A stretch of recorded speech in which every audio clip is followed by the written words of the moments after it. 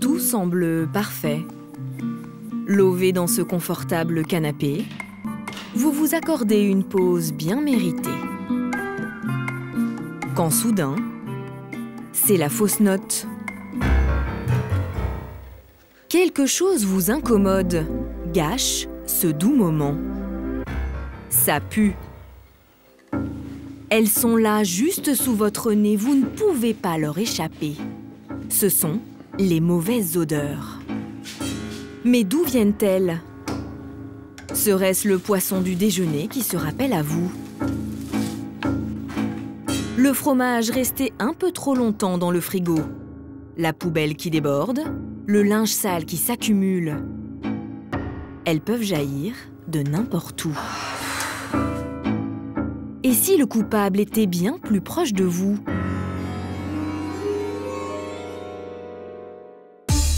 Les mauvaises odeurs n'épargnent personne et les marques ont flairé le bon filon. Pour sentir bon en toute occasion, elles ont inventé des centaines de solutions. Déodorants, antitranspirants, désodorisants, destructeurs d'odeurs ou encore sprays assainissants. Un secteur florissant. L'an dernier, les Français ont acheté 173 millions de déodorants.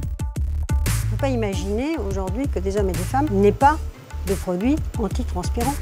Pour vous séduire, les industriels ont des méthodes bien senties. On est vraiment dans la stratégie du voyage géographique, on se déplace ailleurs. Mais aujourd'hui, des scientifiques mettent en doute l'innocuité de certains produits. C'est un suspect. Nous accumulons les indices pour faire condamner ce suspect. Pour vous mettre au parfum, nous avons sillonné la route des odeurs et nous n'imaginions pas que cela nous entraînerait si loin, au cœur de la Terre. On va bientôt creuser la mine. Maintenant, il faut mettre les masques. Comment sont fabriqués ces produits du quotidien? Quels sont vraiment les risques pour notre santé? Le naturel est-il toujours la bonne alternative? Dans la guerre contre les odeurs, ne sommes-nous pas menés par le bout du nez?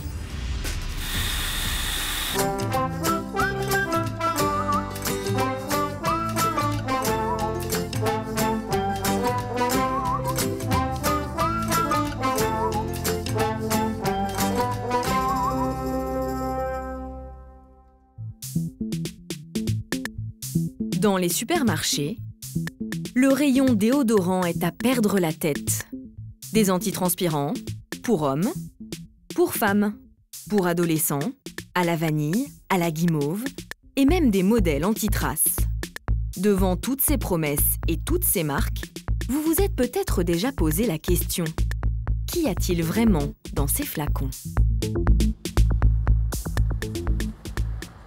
L'Oréal, le géant mondial de la cosmétique, a accepté de nous dévoiler ses recettes.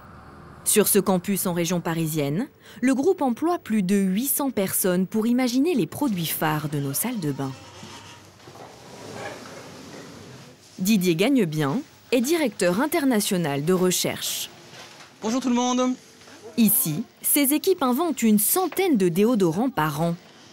Alors ici, vous êtes dans le laboratoire de développement des déodorants antitranspirants. Donc c'est le laboratoire dans lequel on fabrique les formules. Ces déodorants, on les contrôle. Vous avez ici une personne qui est en train de contrôler le pH d'une formule et on les conditionne en fait. On crée des aérosols sous pression et voilà ce qu'on est en train de faire ici. Donc c'est un peu ici qu'on invente les déodorants de demain? Absolument, c'est ici, c'est le centre névralgique de toute la création des déodorants et des antitranspirants du groupe L'Oréal pour demain, absolument. Ces chercheurs luttent contre la transpiration et ses odeurs gênantes. Un ennemi auquel personne ne peut échapper. Comment ça marche? Alors, imaginez que vous avez ici votre peau avec les canaux sudoraux qui vont apporter la sueur. Sur cette peau, tout le monde a des bactéries qu'on va représenter par un petit b. La sueur va monter par le canal sudoral. À ce moment-là, la sueur ne sent rien. C'est sa rencontre avec les bactéries qui lui donne sa mauvaise odeur. Ce sont elles les coupables. Bien au chaud sous nos aisselles, elles ont trouvé le lieu idéal pour proliférer. Le produit capable de les affronter, c'est le déodorant. Vous cherchez à être fraîche, vraiment fraîche. La recette ne date pas d'hier. Le groupe français en fabrique depuis 1969 avec la création de Fraîcheur Cologne. Avec Narta, vous vous sentez aussi fraîche qu'en robe blanche et chapeau fleuri. Devenue culte, sa formule n'a presque pas bougé d'un poil. Fraîcheur propre. Un déodorant, c'est extrêmement simple, en fait. C'est composé d'alcool. L'alcool va jouer un rôle de bactéricide, donc jouer contre les bactéries. L'alcool, associé à cet actif dérivé de zinc, est d'une efficacité redoutable contre les bactéries.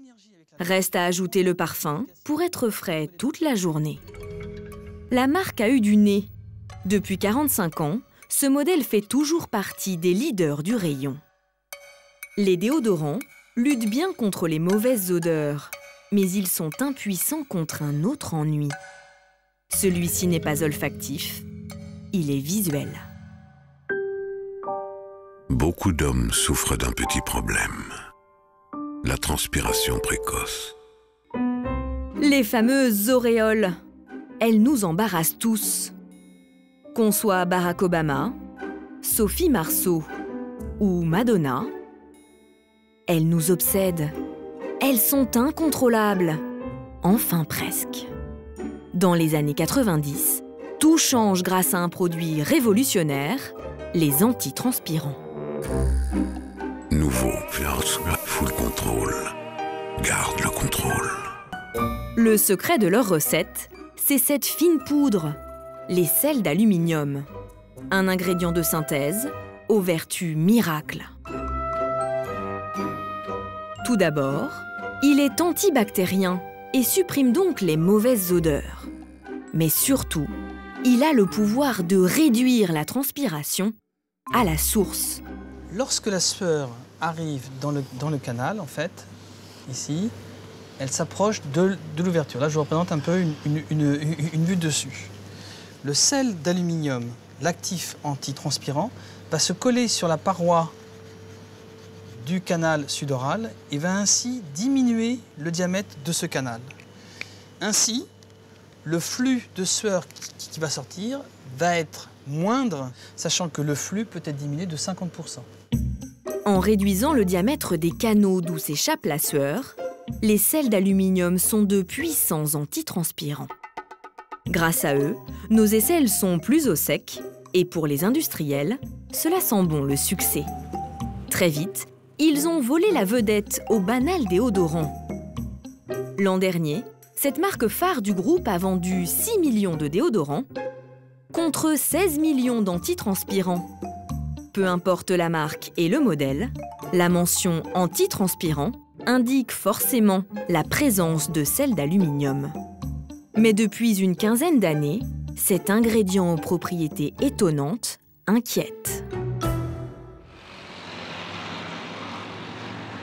En Suisse, à la faculté de médecine de Genève, 2 hommes se sont penchés sur les risques des sels d'aluminium pour la santé. Les 2 autres cadrans, c'est comment ?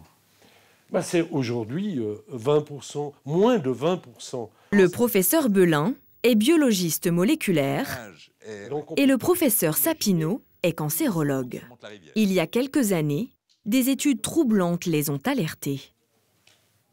La majorité des cancers du sein surviennent de nos jours dans les parties externes de la glande mammaire, ce qui n'était pas le cas il y a plus de 50 ans.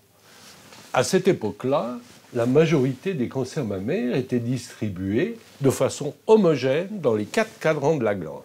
Et c'est au cours des décennies écoulées qu'on a observé qu'il y avait, au fond, 80% des cancers du sein survenaient dans cette partie externe, proche des aisselles. Les 2 chercheurs constatent qu'en parallèle de cette évolution, les femmes s'appliquent de plus en plus d'antitranspirants sous les aisselles. Ils s'intéressent alors aux composés chimiques qu'ils contiennent et se mettent sur la piste des sels d'aluminium. Ils ont réalisé des expériences que personne n'avait menées auparavant. Ils ont prélevé sur plusieurs femmes en bonne santé des cellules de glandes mammaires. Dans ces précieuses petites boîtes, ils les ont cultivées in vitro et les ont exposées à d'infimes doses de sel d'aluminium. Je vais aller prendre du sel d'aluminium et je vais le mettre dans ma culture. Et voilà. Pendant des semaines, ils ont répété cette opération et ont observé l'évolution des cellules de glandes mammaires au contact des sels d'aluminium. Ce qu'ils ont découvert les préoccupe. La première observation, c'était cet effet marqué sur la morphologie des cellules, sur leur apparence. Des cellules normales prolifèrent comme un tapis de cellules homogènes, alors que les cellules exposées au sel d'aluminium, elles dérapent. Elles commencent à former des monticules, des accumulations de cellules, ce qu'elles ne devraient jamais faire en conditions normales. Pendant 3 ans, ils mènent toute une série d'expériences et à chaque fois, les résultats démontrent des transformations des cellules exposées au sel d'aluminium.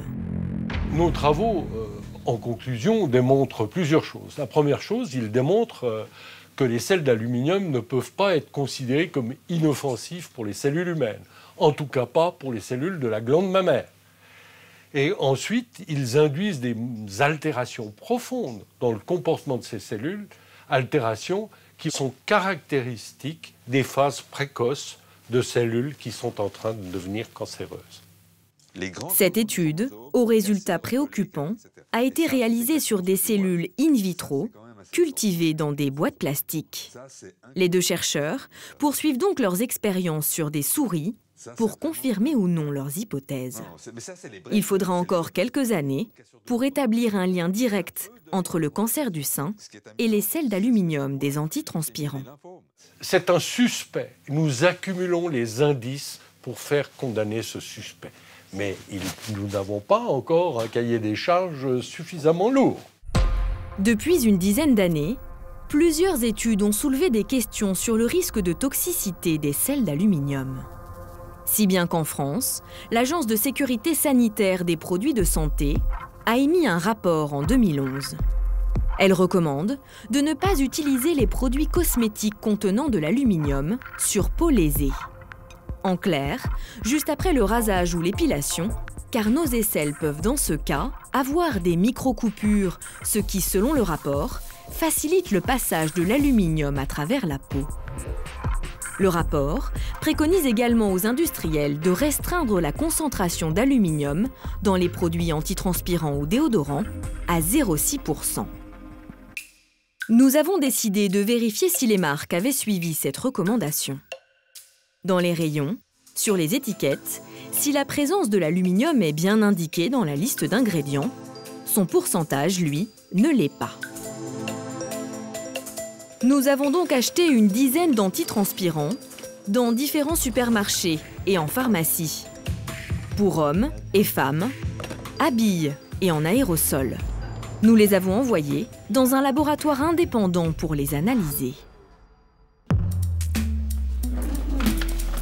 D'après nos résultats, toutes les références dépassent les 0,6 % d'aluminium, le seuil maximal conseillé par le rapport.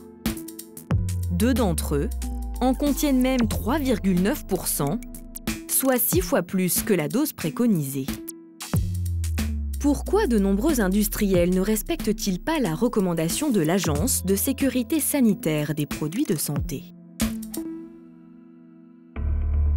L'Oréal a accepté de jouer la transparence sur ce sujet sensible.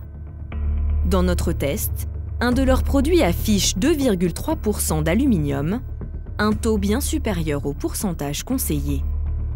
Patricia Pinault est la directrice communication scientifique du groupe. Elle rappelle que l'agence française n'a émis que des recommandations, donc rien ne les oblige à les suivre. Mais elle assure qu'ils en ont tenu compte. Pour certaines catégories, on a commencé à la regarder pour certaines formules, et non pas l'ensemble du formulaire, parce que ça, si on doit le faire, ça prendra plusieurs années de toute façon. Oui, on l'a prise en compte. Elle précise que les sels d'aluminium sont irremplaçables. Ce sont les seuls à réduire la transpiration. Personne, mondialement, n'a trouvé mieux que les sels d'aluminium. On ne peut pas imaginer aujourd'hui que des hommes et des femmes n'aient pas de produits antitranspirants pour ceux qui ont un problème de flux de sudation un peu trop élevés à leur goût. Donc ça veut dire qu'on privilégie l'efficacité et pas la santé? Non, on ne met pas sur le marché de produits dont on n'a pas été capable d'évaluer l'innocuité. Les sels d'aluminium, dans nos produits antitranspirants, à la concentration à laquelle ils sont utilisés, ne présentent pas de risque pour la santé humaine. Le groupe L'Oréal restera sur sa position tant qu'il ne sera pas soumis à une réglementation contraignante de la Commission européenne, seule autorité habilitée à statuer en la matière. Les autres marques de notre test nous ont fait les mêmes réponses.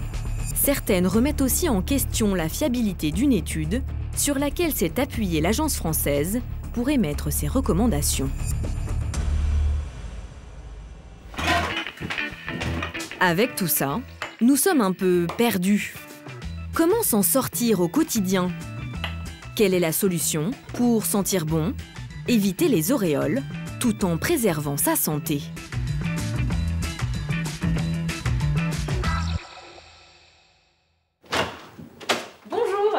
Nous avons demandé à Laurence Wittner de nous éclairer. Elle a créé l'Observatoire des cosmétiques, un site internet d'information indépendant qui évalue les produits de nos salles de bain. Alors, là, je suis un petit peu perdue. Qu'est-ce que je garde, qu'est-ce que je laisse sur mon étagère dans ma salle de bain? Alors, avant de vous répondre, je vais regarder les formules de chacun de ces produits et puis je vais vous dire ce qu'il y a dedans et ce qu'on peut en penser. Ok, c'est parti. Alors, nous lui présentons les différents antitranspirants de notre enquête en lui demandant d'écarter ceux qui lui posent problème. En général, non seulement il faut aller les chercher. Cela va être expéditif. On voit qu'il y a de l'eau, de l'alcool, du sel d'aluminium. Donc celui-là, on va le mettre au panier. Pour Laurence, c'est presque un réflexe. Si l'étiquette indique aluminium, le produit part tout droit dans la corbeille. Son innocuité est mise en doute, elle applique donc le principe de précaution.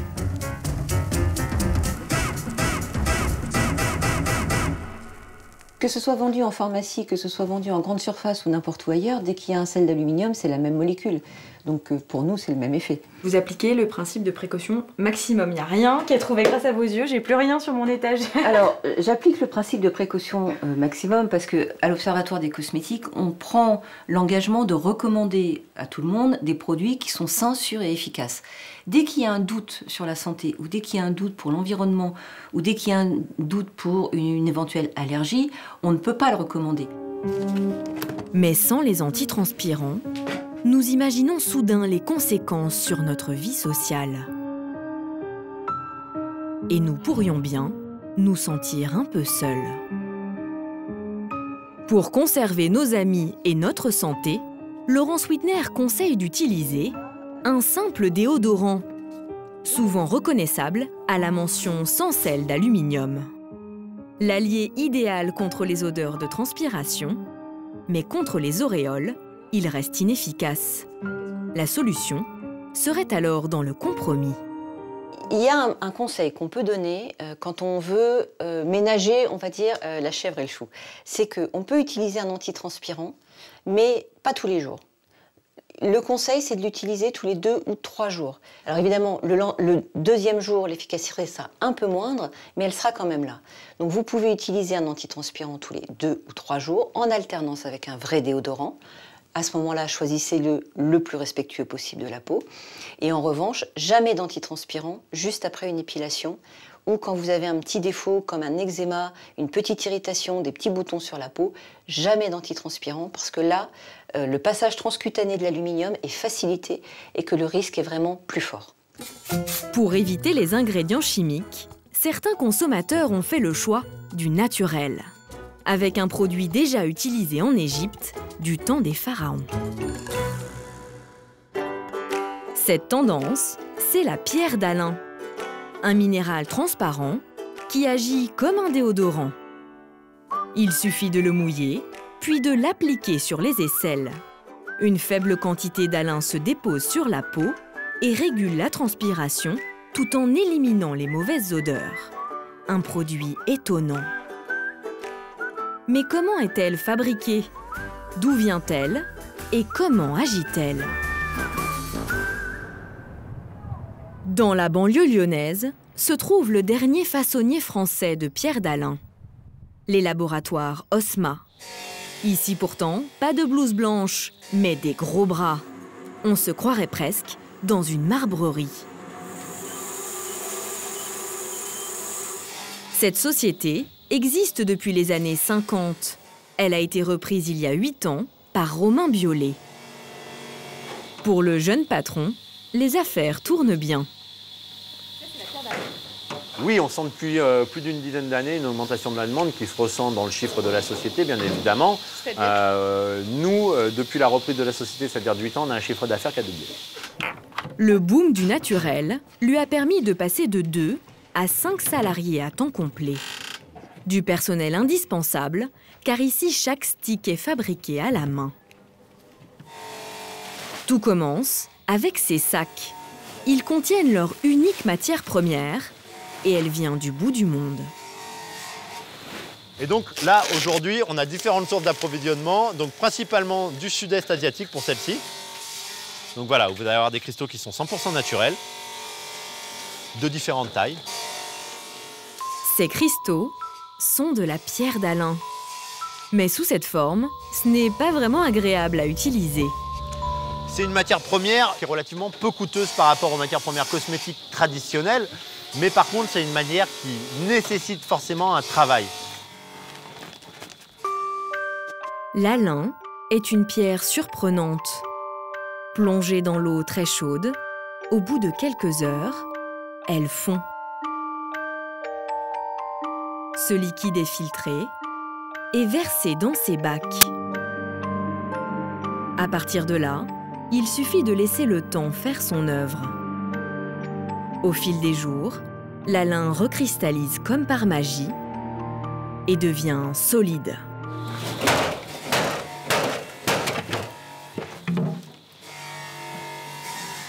Les sticks sont taillés dans ces blocs.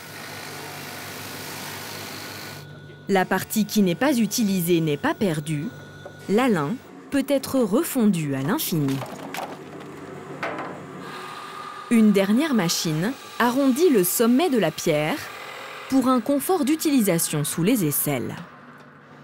Au final, façonner un déodorant minéral exige beaucoup de patience. Un stick comme ça, entre les étapes de repurification, de coulée, de démoulage, etc., c'est environ une dizaine de jours nécessaires à la production de ce produit. 10 jours. Oui. C'est beaucoup? C'est long, un produit cosmétique classique va être fabriqué dans la journée, voire même dans les minutes qui vont suivre, donc c'est beaucoup plus long qu'un produit cosmétique classique. C'est beaucoup plus long et donc plus cher. Un stick est vendu autour de 10 € en magasin, soit 3 fois le prix d'un déodorant de supermarché. Mais il faut généralement 1 an pour en venir à bout. Mais ce produit est-il bien naturel? Comment sont extraits les cristaux d'Alain? Pour trouver des gisements, direction l'un des pays qui en possède encore, la Chine. Dans le sud-est se trouve Fanshan, considérée comme la capitale de la pierre d'Alain. Juste au-dessus de la ville, dans ces montagnes, l'État exploite des mines depuis les années 50. Ici, c'est la mine qui est située à 440 mètres d'altitude. C'est la principale zone d'extraction. Accompagnés par Monsieur Jiang, nous allons nous enfoncer au cœur de la terre pour rencontrer les mineurs. Dans ces galeries, pas de cristaux translucides en vue, mais de la roche grise.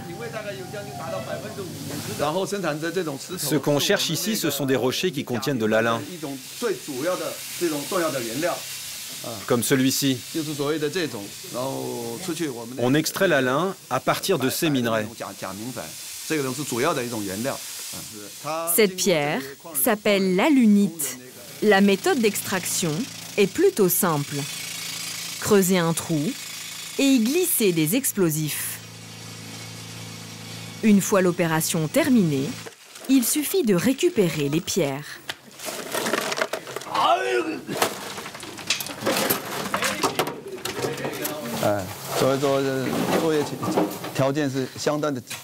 Vous voyez, les conditions de travail sont très dures. Une équipe de 5 personnes remplit chaque jour 8 remorques comme celle-ci.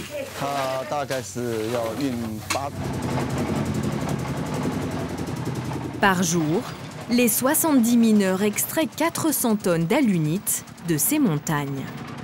Les rochers sont ensuite transportés dans cette usine aux curieuses cheminées. Pour récupérer la lin, le processus est naturel. Les pierres sont triées à la main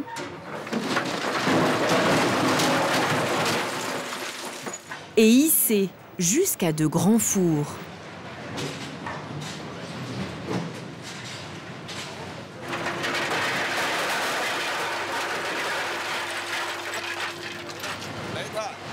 Dans le four, on ajoute du charbon pour le faire chauffer et faire fondre les pierres. La température du four atteint entre 600 et 700 degrés.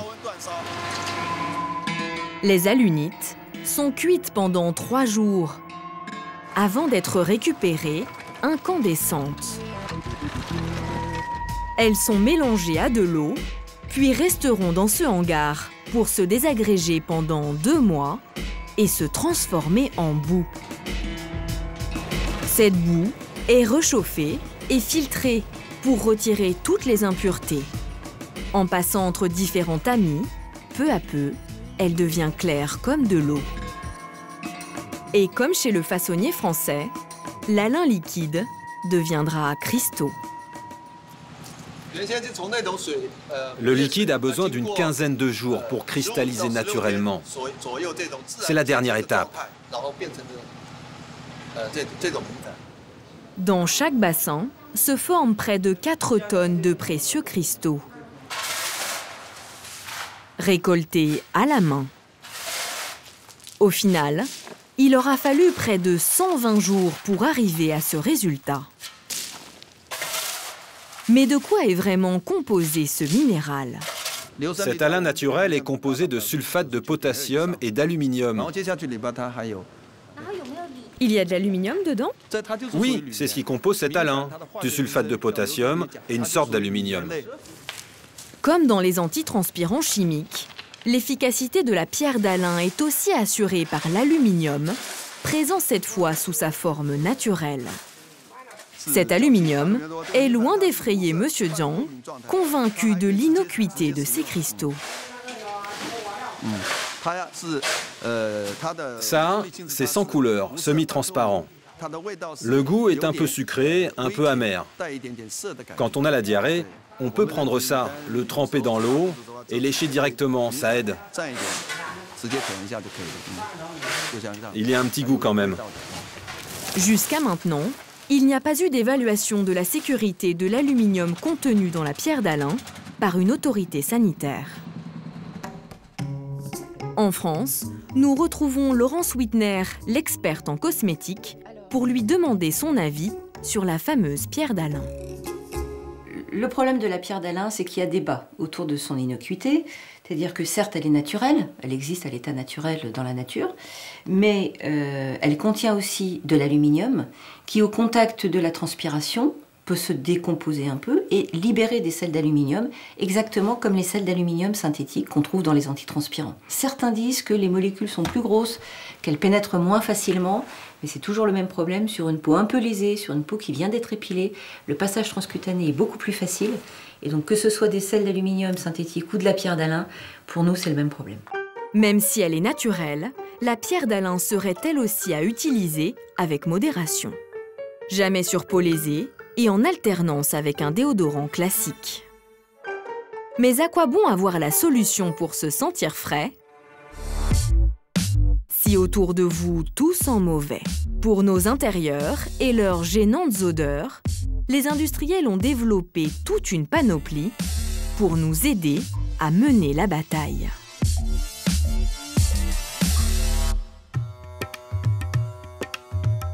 Une bataille qui se livre d'abord dans les magasins, entre les marques. Ces dernières années, le rayon désodorisant s'est agrandi. Vendu entre 1 et plus de 10 €, il en existe pour toutes les pièces de la maison et même le frigo ou la voiture. Les parfums sont plus sophistiqués. Ils se vaporisent, se branchent et se diffusent. Bogna Kazmarek est experte en marketing. Elle sait reconnaître toutes les tactiques pour nous enivrer. L'odeur, la senteur, c'est quelque chose de très volatile. Et ça se ressemble finalement. Donc comment faire pour différencier toutes ces marques-là? Pour se démarquer, les industriels jouent avec nos sens. Avant de flatter le nez, ils essaient d'abord de taper dans l'œil. Donc on rentre par exemple dans l'univers de cette marque-là et on regarde. Qu'est-ce qui nous marque? Qu'est-ce qui nous impacte? C'est le paysage. C'est les îles Bourbon. On voit les collines, on voit l'ambiance à l'intérieur, on voit la verdure. Donc là, on est vraiment dans la stratégie du voyage géographique. On se déplace ailleurs, on se promène dans ce paysage-là et on sent l'odeur de la vanille. Quand certains font voyager en un coup de pchit, d'autres choisissent carrément de mettre l'eau à la bouche avec des fruits alléchants. Sur leurs étiquettes, les marques tentent de raconter des histoires, d'émouvoir. Le but de marque, en fait, c'est emmener les consommateurs dans un univers émotionnel fort et impliquant, dans un univers où le consommateur se sent bien et où il a envie de revenir ensuite. Et c'est comme ça que la marque provoque des petites addictions par rapport à leurs produits, par rapport aux senteurs, et c'est comme ça que les marques fidélisent les consommateurs. Ça s'appelle la fidélisation émotionnelle. Pour chatouiller nos narines, certains produits ne se contentent pas de masquer les mauvaises odeurs avec un parfum, ils les éliminent. Les plus connus sont Glade, Febreze et le pionnier, Oust, dont le pouvoir est vanté à grands coups de publicité. Les problèmes d'odeur à la maison, avec Oust, c'est fini. Oust ne fait pas que masquer, c'est ça la différence. Les odeurs sont absorbées. C'est incroyable. Je sais pas comment ça marche. Pour savoir comment ça marche et comprendre quelle est la différence avec un désodorisant classique, nous avons sollicité toutes ces marques, mais aucune n'a souhaité nous recevoir. Un seul fabricant de destructeurs d'odeur nous a ouvert ses portes, et il est français. Le groupe Orapi est spécialiste des produits d'hygiène et d'entretien pour les professionnels. Hello, je suis désolée, je suis en retard. Nathalie de Baudéan est la directrice marketing. Avec Olivier Poisat, le directeur de la recherche, ils ont élaboré toute une gamme de destructeurs d'odeur pour leur marque Bolder, vendue en magasin de bricolage. Pour se démarquer, ils misent sur des produits ciblés. On a donc notre destructeur d'odeur de cuisine. Ils ont un modèle pour la cuisine, les animaux et même le tabac. Sur leurs aérosols, pas de paysage bucolique ou de fruits appétissants, car contrairement aux désodorisants, ici on ne recouvre pas les odeurs avec un simple parfum, on dit le supprimer. Dans ces destructeurs d'odeur, ce fabricant ajoute un ingrédient surprenant. Alors pour le destructeur tabac, vous avez des molécules cage qui vont venir englober certaines molécules résiduelles qui donnent les mauvaises odeurs de tabac. Vous avez une molécule cage qui est représentée ici. Donc globalement, la molécule malodorante se retrouve à l'intérieur de la molécule cage, est bloquée par les liaisons chimiques qui sont réalisées. Et à ce moment-là, vous ne ressentez plus ça comme une mauvaise odeur, mais comme une association qui est soit sans odeur, soit avec une odeur agréable.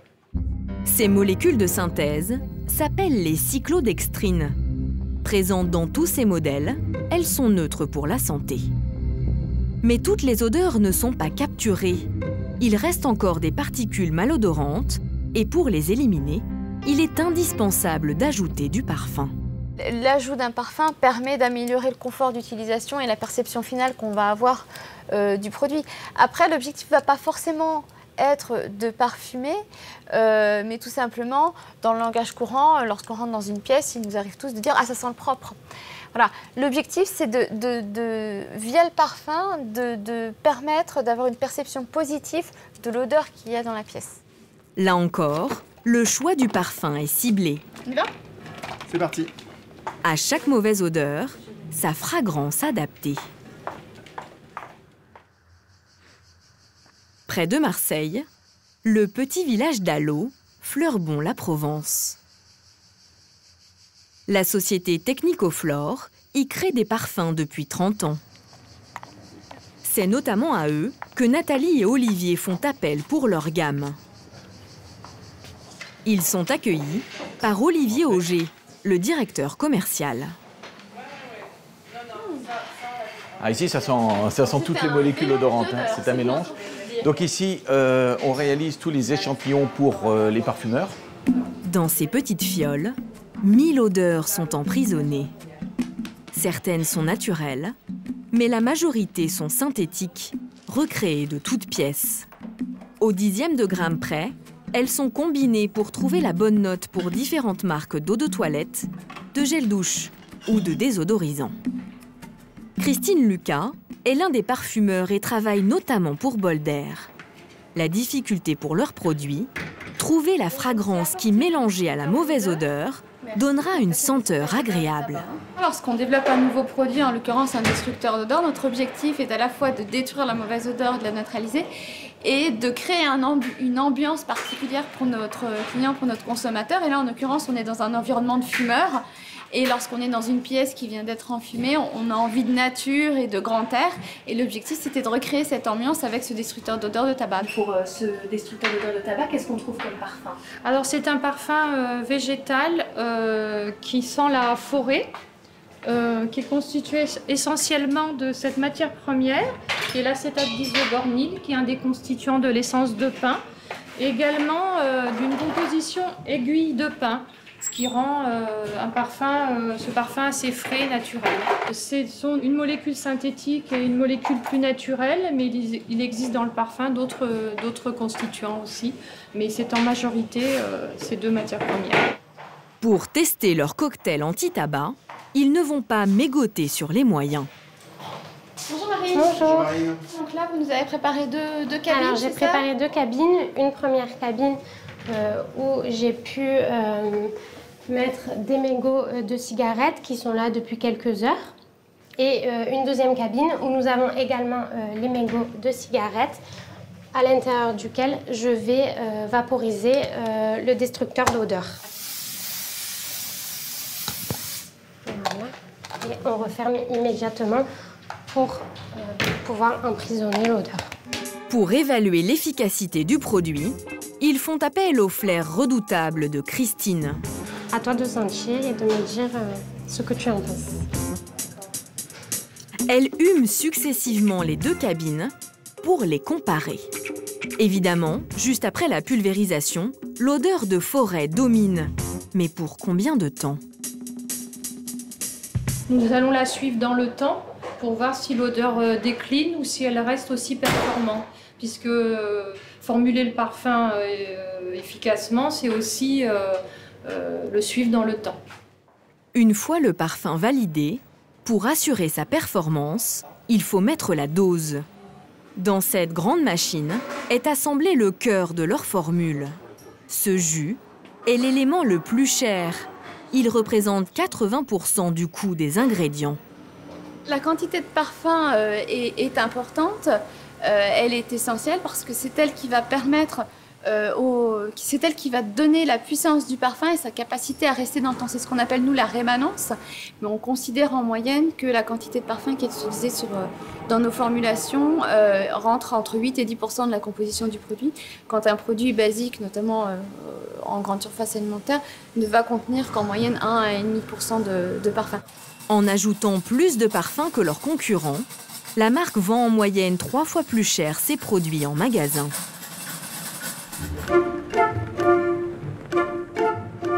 Destructeurs d'odeur ou simples désodorisants, sont-ils tous sains à respirer chez soi? Depuis 10 ans, le magazine Que Choisir a mis le nez dans les parfums d'ambiance. Bonjour.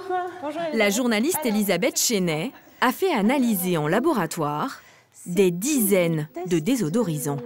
Que nous avons fait. Alors, si je fais ça, qu'est-ce qu'on va respirer?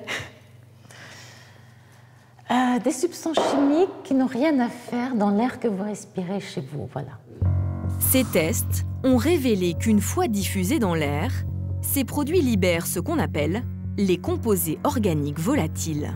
Tout un ensemble de substances chimiques. Là-dedans, on peut trouver, dans le pire des cas, du cancérigène, du mutagène reprotoxique ou des substances allergisantes, irritantes. Voilà. C'est énormément de substances. On les appelle ainsi parce qu'en fait, leur point commun, c'est de se vaporiser très facilement et donc de se répandre dans l'air très facilement. Pourtant, depuis toujours, à travers leur publicité, les marques incitent à appuyer généreusement sur la gâchette le seul spray sans eau et à profiter à plein nez de leurs émanations. Mais c'est ici. Allez.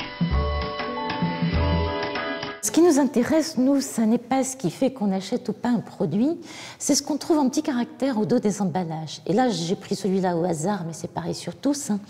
On y lit ne pas respirer les aérosols, utilisés seulement dans des zones bien ventilées. Allez. Entre ce qu'on vous vend dans les publicités et ce qu'on est obligé d'écrire au dos de l'emballage, parce que si jamais il y a des problèmes, quand même, la responsabilité pourrait être mise en cause, on a des messages totalement contradictoires et antagonistes. Donc c'est étonnant comme mention. Ça signifie que, comme nous, les fabricants savent que ces produits-là, finalement, ne sont pas très sains. Conséquence de ces alertes, les désodorisants chimiques ne sont plus en odeur de sainteté auprès de certains consommateurs. Des doutes qui ont permis à de nouveaux produits de s'installer dans nos intérieurs.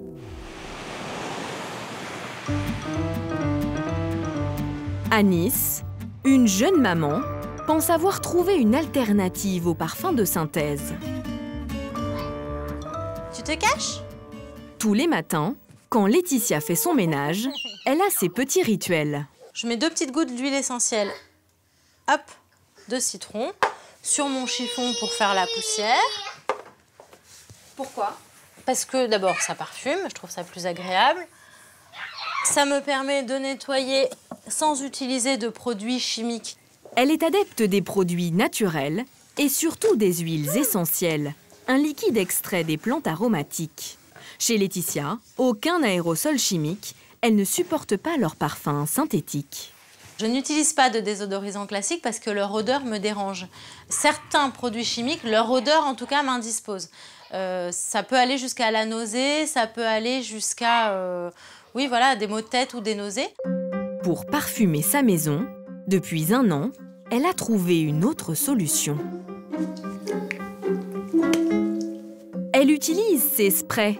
Ils contiennent un mélange de 41 huiles essentielles. Elle en a un pour chaque pièce de son appartement et les utilise quotidiennement. J'ouvre la fenêtre en grand, on a de la chance, il fait beau. Ensuite, en général, je pulvérise à peu près, voilà, 2 pulvérisations. Je ferme la porte de la pièce pour pas que bébé puisse y accéder ou que ça reste enclos. Voilà, c'est la façon de terminer le ménage d'une pièce avant de passer à une autre. Ces produits n'auraient rien à voir avec de simples désodorisants. Ils se qualifient d'ailleurs de sprays assainissants. Sur l'emballage s'affichent toutes sortes de vertus et c'est notamment ce qui a séduit cette maman. A priori, ça prend soin de nous puisqu'on peut lire chasser les acariens, virus, germes, champignons, limite les sources d'allergie. Voilà. Donc même si nous, on n'est pas spécialement allergiques, c'est un produit que je trouve agréable à utiliser et qui, a priori, même si je ne suis pas compétente pour le certifier, voilà, a des propriétés assainissantes intéressantes. Merci, maman! Comme Laetitia, de plus en plus de consommateurs sont convaincus des bienfaits de ces sprays aux huiles essentielles. Une image de santé et de bien-être savamment entretenue par leurs fabricants. Leur coup de génie, ne commercialiser leurs produits qu'en pharmacie et magasins bio. Des lieux de vente qui inspirent confiance et permettent surtout de gonfler les prix. Comptez en moyenne une dizaine d'euros par vaporisateur, contre 2 à 3 euros pour un désodorisant de supermarché. Mais ces sprays aux huiles essentielles sont-ils la panacée? Que valent-ils vraiment? Aucune marque de spray assainissant n'a voulu nous recevoir. Nous sommes donc allés dans le sud de la France, près d'Avignon, chez Algo Vital. Ce laboratoire ne fabrique pas ses vaporisateurs, mais il est spécialiste des cosmétiques à base d'huile essentielle. Mireille Fleury est l'aromathérapeute de la société. Avec elle, nous allons découvrir comment fabriquer une huile essentielle de thym. Du bon thym à thymol, fraîchement coupé. Et je tasse la plante pour mettre à environ 350 à 400 grammes de plantes fraîches, qui va nous donner, si tout va bien, 2 millilitres d'huile essentielle de thym à thymol. Pour obtenir cette huile, elle utilise cette machine, un alambic. Le principe est assez simple. Sous le vase rempli de thym, une bonbonne d'eau bouillante. La vapeur traverse peu à peu la plante et se charge au passage des molécules aromatiques qu'elle contient naturellement. À l'autre bout de l'appareil, ces précieuses gouttelettes redeviennent liquides, l'huile se sépare de l'eau et remonte à la surface. Voilà, on voit très bien la phase où l'essence remonte. En tout, pour obtenir quelques millilitres d'huile pure, il aura fallu attendre 2 heures. Nous avons obtenu un mélange qui s'appelle un distillat, qui va se séparer par différence de densité. Et la partie supérieure, qui est hautement concentrée en molécules aromatiques, c'est l'essence de la plante, c'est extrêmement puissant, c'est l'huile essentielle. Ces essences ont des propriétés reconnues. Rien que celle-ci, de thym à thymol, est antiseptique, bactéricide, antiparasite et peut même détruire certains champignons. Et citron et un peu d'aneth. Nous avons demandé à Mireille Fleury de préparer un mélange d'huile essentielle pour assainir l'air. Dans un mélange assainissant, j'avais pensé mettre une grosse proportion de citron, 75%, pour ses vertus antibactériennes et pour son côté rafraîchissant. Dans sa préparation, elle ajoute aussi la fameuse huile essentielle de thym à thymol, celle de pin sylvestre, efficace notamment contre les acariens, celle de romarin contre les bactéries et les champignons, et une touche d'aneth pour le parfum. 5 huiles en tout, et pour elle, c'est suffisant. Il n'est pas plus efficace d'utiliser un spray avec de nombreuses huiles essentielles que d'utiliser un spray avec seulement 5 huiles essentielles. Quel est l'intérêt alors des sprays assainissants composés de dizaines d'huiles essentielles différentes? Ça joue sur le fait que dans la tête des gens du grand public, ils ont vraiment l'impression que s'il y en a beaucoup, ça fonctionnera mieux. Et alors que c'est faux, quoi. Plus il y a d'huile essentielle, mieux c'est, serait donc une idée reçue. Et ce n'est pas la seule à combattre. Ces sprays ne seraient pas bons à mettre entre toutes les mains. À l'hôpital de Strasbourg, le chef du service pneumologie, le professeur Frédéric Deblay, s'intéresse de près à la qualité de l'air des maisons de ses patients. Et alors en ce moment, vous avez le nez qui coule ou pas? Non, du tout. Du tout? J'ai juste le nez qui commence à démanger. Il reçoit chaque jour des dizaines d'allergiques et d'asthmatiques. Depuis quelques années, en fin de consultation, il leur pose toujours la même question. Vous utilisez par exemple des huiles essentielles? Oui. Vous aimez bien? Pour l'ambiance par contre. Ouais. Il constate que ce public se méfie des désodorisants, mais il fait confiance au naturel et au spray aux huiles essentielles. Ouais. Et pour nettoyer les vitres, alors comment vous... Avec son équipe, il décide alors d'étudier de plus près le modèle le plus utilisé par leurs patients. Ils choisissent de mesurer les émissions de substances qu'ils libèrent dans l'atmosphère. Les résultats de leurs tests montrent la présence de trop grandes quantités de composés irritants dans l'air, bien au-dessus des seuils recommandés. Un constat préoccupant pour les patients victimes d'allergies et d'asthme. Les allergiques sont très intéressés par tout ce qui est naturel, parce qu'ils sont persuadés que s'ils sont allergiques, c'est à cause des produits chimiques. Or, en fait, on est allergique aux protéines qui nous entourent. Les acariens, ce sont des produits naturels, le chat, ce sont des produits naturels, les pollens aussi. Et donc, comme ils sont très friands de ça, ils utilisent particulièrement ces produits. Or, ces produits peuvent être nocifs pour ces personnes, et particulièrement chez les enfants. Les risques d'utiliser ces produits qui contiennent des composés organiques volatiles, c'est d'aggraver leur asthme, c'est d'aggraver leur rhinite, d'aggraver leur problème des muqueuses, puisque l'asthme ou la rhinite, c'est un problème de muqueuse, c'est un problème de barrière avec l'extérieur. Et donc là, vous aggravez l'inflammation de cette muqueuse, vous aggravez parce que vous l'irritez, et donc vous allez permettre aux allergènes de pénétrer plus facilement, et donc aux patients d'avoir plus de symptômes. Donc ils croient finalement avoir un effet bénéfique parce que ces produits vont tuer les acariens, mais en même temps, ils libèrent des composés organiques volatiles, des produits chimiques, qui vont avoir un effet néfaste sur leurs bronches. D'après le professeur Deblay, ces sprays aux huiles essentielles seraient donc à éviter pour toutes les personnes ayant des fragilités respiratoires. À la maison, sensible ou pas, pour chasser les mauvaises odeurs, il vaut mieux revenir aux fondamentaux. Ouvrir ses fenêtres, minimum 15 minutes, matin et soir. Un moyen simple, économique et écologique de changer d'air.